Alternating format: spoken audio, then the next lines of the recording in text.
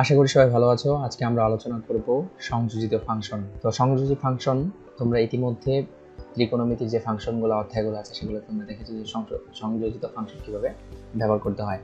তারপর আমি যদি বলি যে y এখানে একটা function y is equal two f of x, হ্যাঁ এখানে একটা ফাংশন দেওয়া আছে এবং পরবর্তী যদি আরেকটা ফাংশন দেখি সেটা হচ্ছে কি x is equal two g of z, অর্থাৎ এখানে দেখতে পাচ্ছি যে দুইটা ফাংশনের মধ্যে কিন্তু কি একটা রিলেশন আছে, সেই রিলেশনটা কি সংযোজিত।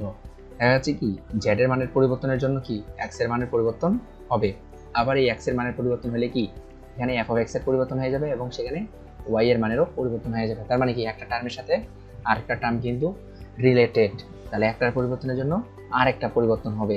তো আমরা যদি প্রথমটাকে যদি অন্তরীকরণ করি x এর সাপেক্ষে তাহলে আমরা কি পাই dy বাই dx পাই, তাই না?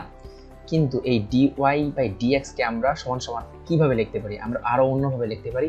সেটা হচ্ছে কি যে এই dz by dx into dy by dx। তাহলে দেখো একটার সাথে কিন্তু আরেকটা রিলেটেড, তার মানে কি এখানে কিন্তু এই একটা ফাংশনের মধ্যেই এই y এর মানটার জন্যই দেখো এই z ফাংশনটাও যেরকম ভাবে জড়িত আছে এই পরবর্তী দ্বিতীয় যে ফাংশনটা, ঠিক এইখান থেকে তাই স্পষ্ট বোঝা যাচ্ছে। দেখো dz by dx into dy by dz, অর্থাৎ কি এখানে দেখো y এর মানের তো পরিবর্তন হবে, সেই অনুযায়ী কি হচ্ছে তোমার প্রিভিয়াসলি কি হয়েছে z এর মানের পরিবর্তন হয়ে গেছে, z এর মানের পরিবর্তনের পরে কি হয়েছে x এর মানের পরিবর্তন হয়েছে, আফটার দ্যাট কি y এর মানের পরিবর্তন হচ্ছে। তারপরে কি একটার সাথে আরেকটা র্যান্ডমলি কি জড়িত। ঠিক পরবর্তীতে আমরা বলতে পারি যে এখানে এখন হচ্ছে যে ডেল এক্স এর ক্ষেত্রে ডেল এক্স টেন্ডস টু 0, অর্থাৎ কি তোমরা জানো যে পরিবর্তন বোঝানো হয় ডেল এক্স টেন্ডস টু 0, অর্থাৎ কি পরিবর্তন মানটা কি শূন্যের কাছাকাছি চলে গেছে একবারে। তাহলে ডেল টেন্ডস টু 0 যদি 0-এর দিকে হয় তাহলে এর মানের পরিবর্তন হতে, অর্থাৎ কি ডেল এক্স এর মানের পরিবর্তন হলে অফকোর্স কি ডেল জেড এর মানেরও পরিবর্তন হবে এবং পরবর্তীতে কি ডেল এক্স এর মানেরও পরিবর্তন হবে। তো আমরা এটাকে পরবর্তীতে লিখতে পারি কি এই যে পরিবর্তনটা এইভাবে লিখতে পারি। এর পরবর্তীতে আমরা যদি লিমিট অর্থাৎ কি মূল নিয়মে লিখতে চাই তাহলে আমরা কি লিখবো এইভাবে লিখবো, অর্থাৎ কি ডেল এক্স স্ট্যান্ডস টু 0, তাহলে কি পরবর্তীতে এখানেও ডেল স্ট্যান্ডস টু 0 এবং পরবর্তীতে ডেল জেড এরও কি স্ট্যান্ডস টু 0।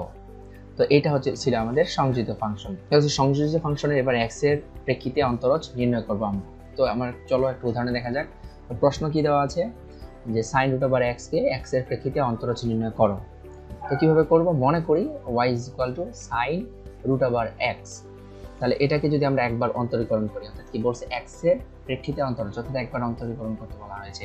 তাহলে একবার যদি অন্তরীকরণ করি তাহলে কি হবে dy বাই dx, ঠিক এইভাবে হবে। এবং পরবর্তীতে এখানে কি হবে আমরা জানি কি সূত্রে দেওয়া ছিল আমাদের sin x কে অন্তরীকরণ করলে হয় কি cos x, ঠিক আছে। তাহলে কি এখানে কি দেওয়া আছে sin রুট ওভার x আছে, তার মানে কি হবে অন্তরীকরণ করলে cos রুট ওভার x হয়ে যাবে, তাই বসাইলাম রুট ওভার x। কিন্তু এখানে তো তখন x ছিল, x কে অন্তরীকরণ করলে পাইছিলাম আমরা 1, তাহলে কোনো পরিবর্তন ছিল না। কিন্তু এখানে তো রুট ওভার x আছে, তাহলে এই রুট ওভার x কে আবার যদি আমরা অন্তরীকরণ করি তাহলে আমাদের গুণ আকারে আসবে কি এই যে আলাদা 1/2 রুট x, আবার পরবর্তীতে যদি x কে করি তাহলে ইনটু 1 আসে, তার মানে এটা গুণ করলে এই অংশটুকু আমাদের পাওয়া যায় এবং এটাই হচ্ছে আমাদের অ্যান্সার। পরবর্তী কোশ্চেন যদি দেখি, পরবর্তী প্রশ্ন দেওয়া আছে e to the power sin x K x এর প্রেক্ষিতে অন্তরজ করতে হবে। তো প্রথমে যদি আমরা ধরে নিই আবার y is equal two e to the power sin x, পরবর্তীতে কি আবার প্রথমে যদি অন্তরীকরণ করি, অন্তরীকরণ করলে কি হয় e to the power sin x কে, অর্থাৎ কি আমাদের একটা সূত্র ছিল না e to the power mx বলে একটা কোনো সূত্র ছিল, তাই না?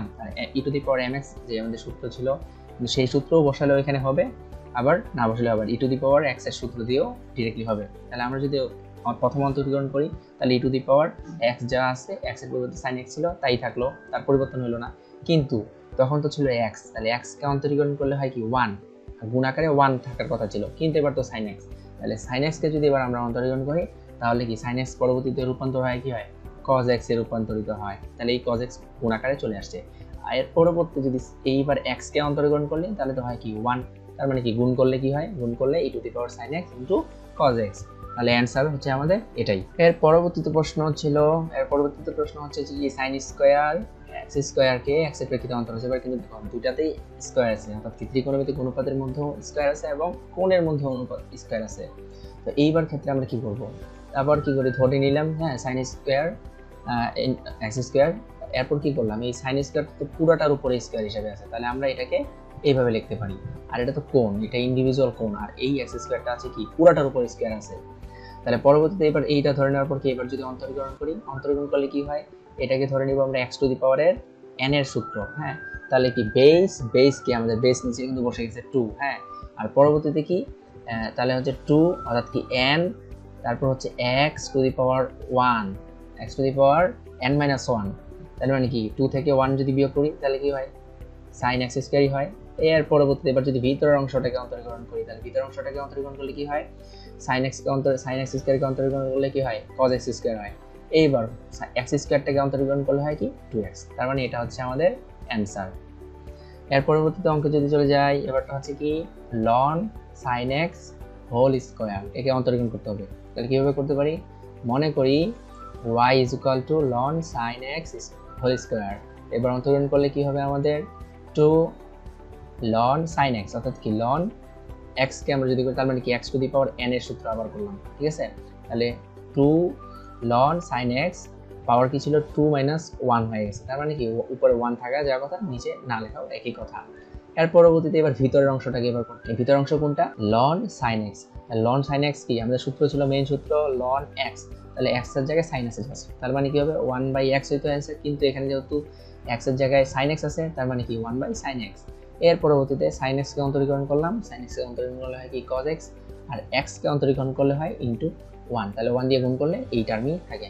তাহলে এটা হচ্ছে আমাদের এখানে অ্যানসার।